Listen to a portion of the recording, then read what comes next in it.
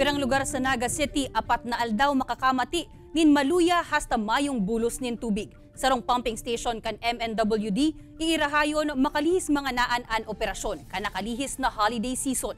Uya ang report ni Chris Novello.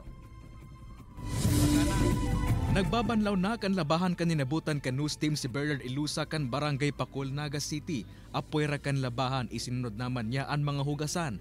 Inantisipara na kay ni Bernard ang maluya hasa sa mayong bulos din tubig puon sa aga. Asin madurar hasa sa Lunes, Enero 8. Ay nangayan ko maglawa para din na po maabala sa aga na mawaraan ng tubig saka pakunang hasil sa aga. Saro kaya ang Barangay Pacul sa maapektaran kan gigibuhon na preventive maintenance sa sarong pumping station kan Metropolitan Naga Water District.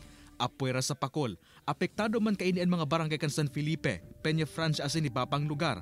Sigun sa MNWD, nanganaan kaya ang operasyon kan pumping station kan nakalis na holiday season.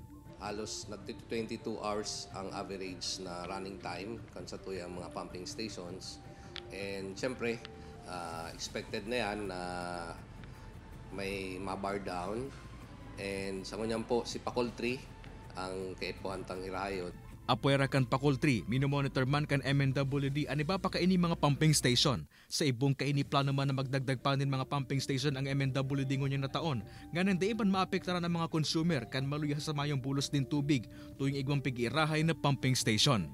Kay banan si Jovel Obiso, Chris Novello, Balitang Bicolandia.